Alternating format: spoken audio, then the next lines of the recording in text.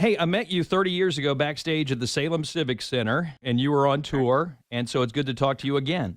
Well, and we'll do it again in another 30 years. You got a couple of shows coming up in my listening area. May 31st at the Academy Center of the Arts in Lynchburg, and June 2nd at the wonderful Harvester Performance Center in Rocky Mount. And this is Richard Marx solo acoustic. That's got to be, a huge difference for you as opposed to touring with a band and the big venues. And it's got to be a great audience experience, too. Well, I mean, I started doing these solo acoustic shows.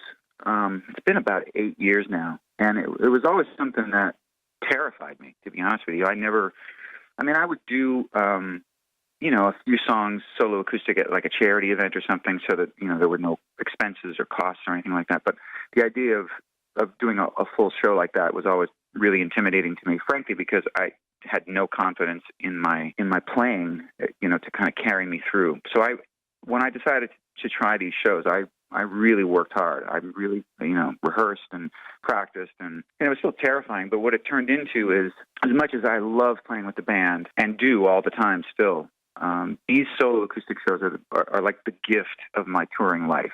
And, I do want to make sure that your audience understands that this is not in any way, shape, or form one of those serious singer-songwriter shows where I talk about my muse and what I was going through when I wrote. Nobody cares. They just want to have a great time. And so I really treat it almost like if the audience just came over to my house and we were hanging out and I made them martinis and I happened to have a guitar laying there and I grabbed, hey, let me tell you a funny story about when I wrote this song. And it's that all night. It's like a hang.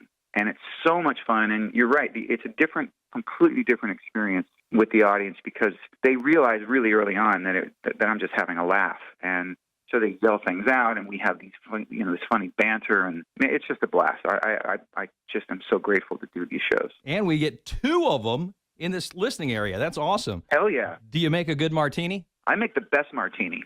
I learned from the best. My wife makes the best martini, and she taught me. So yeah, Daisy and I would be the best bartenders on earth if everything else fails. So you got a new record deal, and you got a new album coming out in the fall, I hear.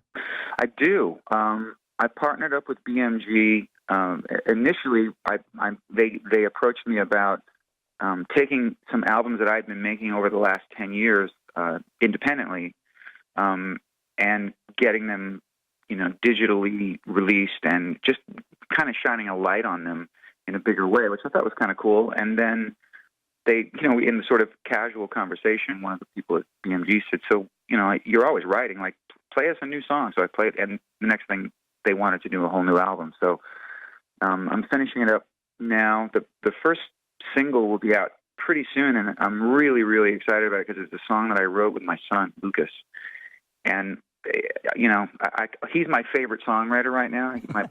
My son Luke is 26, and he's in L.A., and he's co-writing with a lot of different people and producing a bunch of people, and he's a force. He's a monster force in our business. And so it's just, icing on the cake that, I end up writing and producing this song with my son. That's very special. What's the song called? It's called Another One Down. Another One Down? Yeah, we'll send it to you. So you've written so many songs for not only yourself but others, and you've had a lot of hits that went to other people. As a songwriter, do you write songs with performers in mind, or do you write the songs and then the performer comes second? It's both. I mean, most of the time I'm asked to write a song for someone. And then I do my homework on that person. In some cases, I've been asked by people that I'm already a big fan of. And so that's really exciting. And so then I just sort of approach it. Well, I kind of do it the same way no matter what, which is I try to write a song that really fits what they do, but that's a little different than anything that they've done before. Mm-hmm. So if, Bruno Mars were to come to me and, say, hey, write me a song, which he would never do because he doesn't need any help. But, in this example, the last thing in the world I would do is write a song like Uptown Funk because he's done that. You know what I mean? Right. So, yeah, it kind of works both ways. And I do still co-write with different artists. And I ended up writing a lot with and for country artists over the years. And that's been really fun for me because it's a totally different genre than I ever recorded in. So, I think my songwriting career for other people has certainly been, sort of a lifeline in my career. You know, when my touring career or my artist career was sort of having a slow period, I was then writing and producing for other artists and just sort of staying in the game.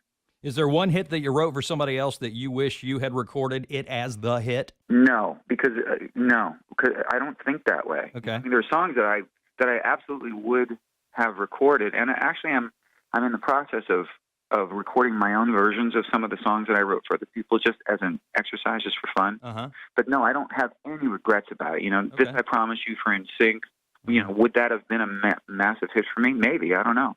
Would Long Hot Summer by Keith Urban, I mean, I don't know. It's pretty country, so I don't know that I would have. I don't even think in those terms, Dick. You know, it's like I'm just so happy that somebody took a song that we wrote and turned it into a number one song. Right. That to me that's the win. Hey, when we gave away tickets to your shows in town, we played Richard Marx True or False. I'd like to give you 3 questions and see how you do with Richard Marx True or False. Oh, man.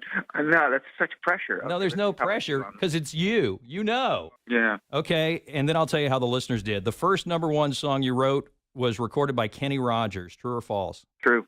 That is correct, and the listener got that one right. You were nicknamed Sticks as a kid because you had skinny legs. That's false. That's Hugh Jackman. That's right. That is Hugh Jackman. Yeah. And finally, this is the one that stumped every contestant. Is Richard Marx, M-A-R-X, your real birth name? Absolutely. Absolutely true, but everybody thought... Who would make that up? Who would make that? I'm going to use a stage name. I'm going to call myself Richard Marx as a stage name. No.